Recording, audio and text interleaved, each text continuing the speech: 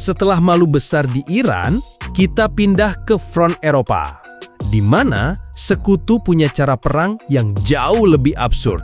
Bukan bukan bom, tapi perang lewat perangko palsu. Ini bukan bercanda.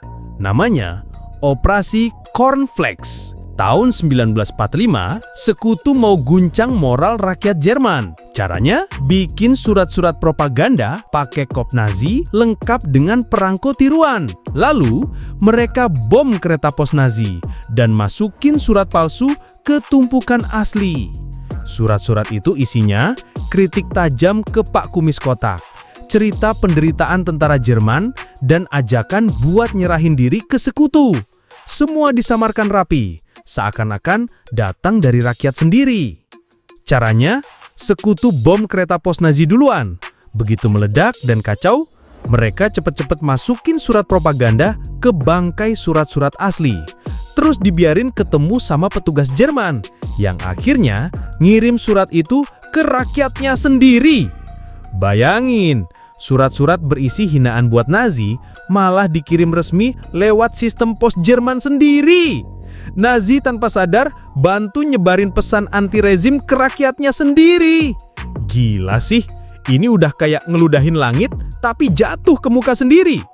Awalnya, warga Jerman pikir ini surat biasa, tapi makin banyak yang curiga. Isinya terlalu nyeleneh, terlalu berani.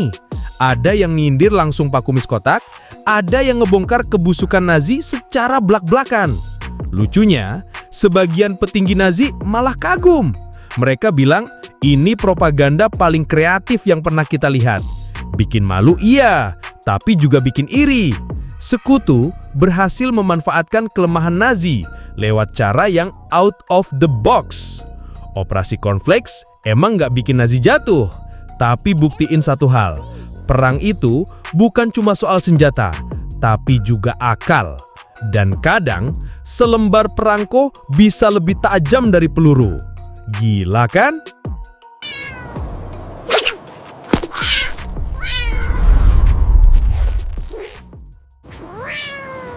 Nah, kalau lo pikir perangko itu gila, tunggu sampai lo denger eksperimen CIA yang satu ini. Bukan bom, bukan drone, tapi kucing. Yes, CIA pakai kucing buat jadi alat mata-mata. Tahun 1960-an, di tengah paranoia perang dingin, CIA mikir keras gimana caranya sadap Uni Soviet. Dan muncullah ide absurd, nanam alat penyadap langsung ke tubuh seekor kucing. Kucing malang itu dioperasi, ditanami kecil di telinga, pemancar di bawah kulit, dan antena diselipin di ekor. Hasilnya, seekor cybercat buat nguping Rusia. Setelah bertahun eksperimen, CIA akhirnya lepas si kucing ke lapangan.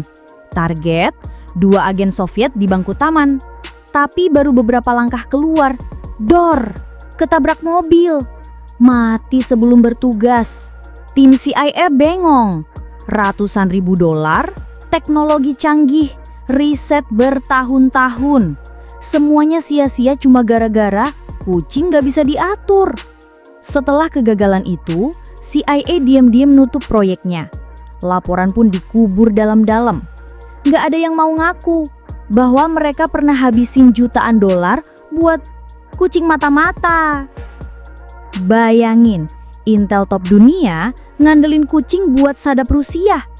Gagal total, tapi lucu banget. Mungkin CIA lupa, kucing itu suka kabur, bukan nurut perintah.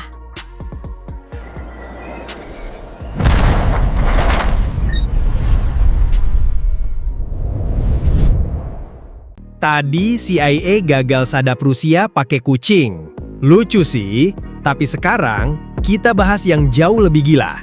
Bukan hewan, bukan darat, tapi bom nuklir yang diledakkan di langit.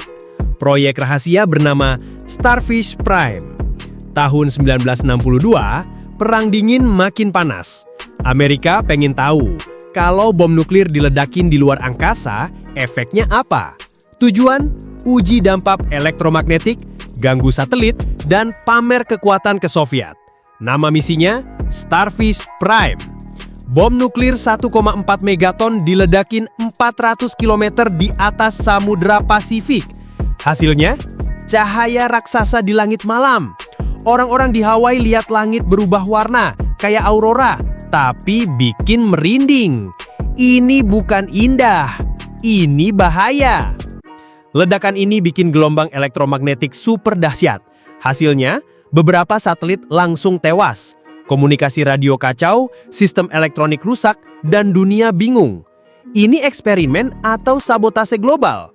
Bayangin, lo ngelihat langit nyala biru ungu jam 2 pagi. Listrik mati, sinyal hilang, dan pemerintah nggak kasih penjelasan. Orang-orang kira kiamat udah dekat. Semua gara-gara eksperimen rahasia satu negara. Gelombang radiasi dari Starfish Prime nyisa di sabuk Van Allen selama bertahun-tahun.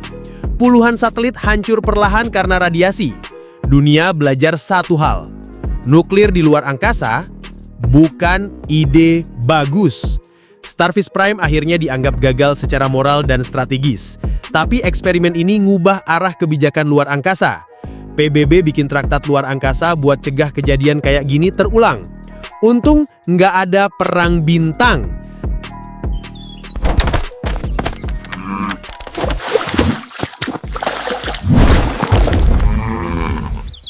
Tadi kita bahas Amerika meledakkan bom nuklir di angkasa. Sekarang kita ke operasi rahasia Indonesia tahun 1965.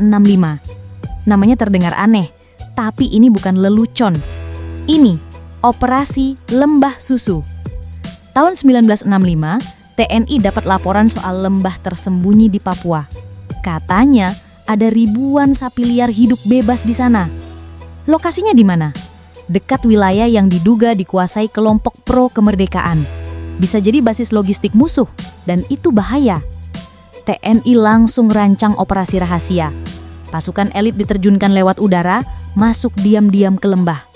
Misinya, bangun jaringan perlawanan lokal dan rebut wilayah strategis.